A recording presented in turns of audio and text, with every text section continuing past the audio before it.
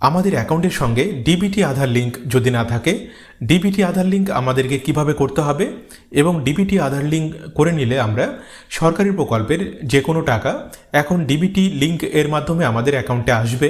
DBT link আমরা কিভাবে করতে পারবো খুবই সহজে দেখে নেব এই ভিডিওতে। তো ভিডিওটি ভালো লাগলে অবশ্যই একটি লাইক করবেন, আর চ্যানেলে নতুন হলে চ্যানেলটিকে সাবস্ক্রাইব করে রাখুন এরকম সব গুরুত্বপূর্ণ বিষয়গুলি জেনে রাখার জন্য। তো ডিবিটি লিঙ্ক করার জন্য আমাদের মোবাইলে বা আমাদের কম্পিউটার ল্যাপটপে যে কোনো একটি ইন্টারনেট ব্রাউজার আমাদেরকে ওপেন করতে হবে। সার্চ বারে ডিবিটি লিঙ্ক অথবা আপনি এনপিসিআই এটা লিখে সার্চ করবেন। সার্চ করলে দেখুন সব প্রথমে যে লিঙ্কটি আসবে, দেখুন লেখা রয়েছে এনপিসিআই www.npci.org.in। দেখুন national payment corporation of India NPCI লেখা রয়েছে। আমাদেরকে এই লিঙ্কের উপরে ক্লিক করতে হবে। আপনাদের সুবিধার জন্য এই লিঙ্কটি এই ভিডিওর ডেসক্রিপশনে দেওয়া থাকবে। সম্পূর্ণ ভিডিওটি দেখে নেওয়ার পরে লিঙ্কের উপরে ক্লিক করলে আপনি সরাসরি এনপিসিআই এই ওয়েবসাইটটি দেখুন আমাদের সামনে খুলে যাবে। ওয়েবসাইট ওপেন করে নেওয়ার পরে আমাদের অ্যাকাউন্টের সঙ্গে ডিবিটি আধার লিঙ্ক করার জন্য দেখুন এইখানে একটি অপশন দেওয়া রয়েছে কাস্টমার। আমাদেরকে এইখানে ক্লিক করতে হবে। ক্লিক করলে দেখুন বেশ কিছু অপশন আমাদের সামনে শো হবে। দেখুন এইখানে একটি অপশন দেওয়া রয়েছে ভারত আধার সিডিং ইনেবল BASE অপশনটি দেওয়া রয়েছে। আমাদেরকে এই অপশনটির উপরে ক্লিক করতে হবে। ক্লিক করার সঙ্গে সঙ্গে দেখুন এনপিসিআই আধার লিঙ্ক করার যে পেজ দেখুন আমাদের সামনে ওপেন হবে। দেখুন আমরা এইখান থেকে খুবই সহজেই আমাদের অ্যাকাউন্টের সঙ্গে ডিবিটি আধার লিঙ্ক করতে পারবো। বর্তমানে লিঙ্কের একটু সমস্যার জন্য দেখুন আমাদের সামনে 500 এরর একটি এরর শো হচ্ছে এবং এনপিসিআই এর আধার লিঙ্ক করার এই যে পেজ এটা দেখুন আমাদের সামনে ওপেন হচ্ছে না। তো আমাদেরকে যেটা করতে হবে, আমাদেরকে একবার ট্রাই করলেই কিন্তু আমাদের সামনে এনপিসিআই দেখুন আমাদের সামনে ওপেন হবে।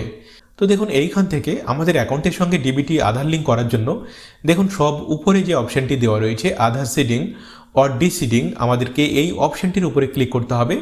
ক্লিক করলে দেখুন পাশের দিকে সম্পূর্ণ অপশন আমাদের সামনে শো হবে। দেখুন এইখানে একটি অপশন দেওয়া রয়েছে এন্টার ইওর আধার। তো এইখানে আমাদের আধার কার্ড নম্বর সঠিকভাবে এন্টার করতে হবে। আমরা আমাদের অ্যাকাউন্টের সঙ্গে আধার লিঙ্ক করতে চাইছি, তো আমাদের আধার কার্ড নম্বর সব প্রথমে আমাদেরকে এইখানে সঠিকভাবে এন্টার করতে হবে। আধার কার্ড নম্বর সঠিকভাবে এন্টার করার পরে পাশে দেখুন অপশন দেওয়া রয়েছে রিকোয়েস্ট ফর আধার, দেখুন সিডিং, এবং পাশে দেখুন অপশন দেওয়া রয়েছে ডিসিডিং। তো যদি আমরা আমাদের অ্যাকাউন্টের সঙ্গে আধার লিঙ্ক করতে চাই তাহলে আমাদেরকে সিডিং অপশন দেওয়া রয়েছে, আমাদেরকে এই অপশনটিকে সিলেক্ট করতে হবে। নিচে দেখুন অপশন দেওয়া রয়েছে সিলেক্ট ইওর ব্যাঙ্ক।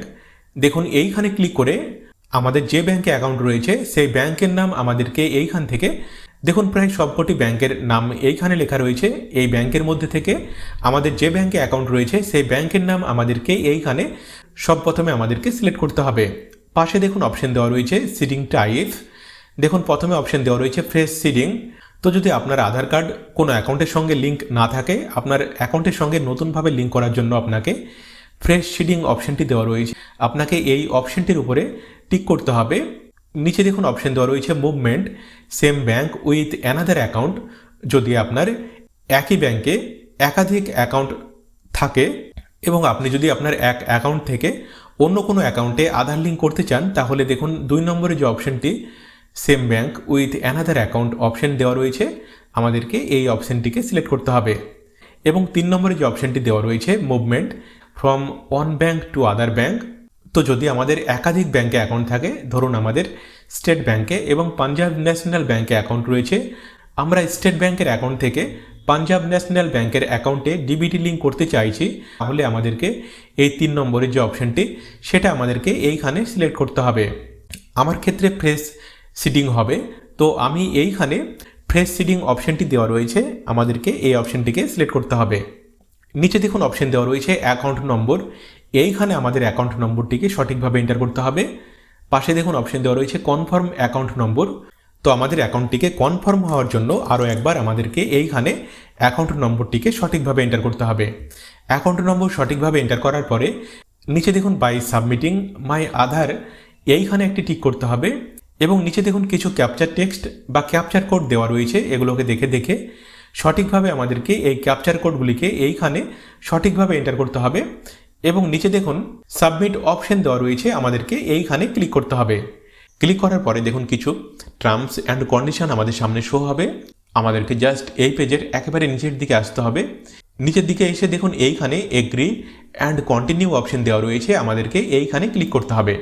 ক্লিক করার সঙ্গে সঙ্গে দেখুন আমাদের আধার রেজিস্টার্ড মোবাইল নাম্বারে, অর্থাৎ আমাদের আধার কার্ডের সঙ্গে আমাদের যে মোবাইল নাম্বারটি লিঙ্ক রয়েছে মোবাইলে একটি 6 সংখ্যার ওটিপি আসবে। দেখুন আমাদের আধারের সঙ্গে আমাদের কোন মোবাইল নাম্বারটি লিঙ্ক রয়েছে সেই মোবাইলের শেষ 4টি সংখ্যা দেখুন এইখানে লেখা রয়েছে।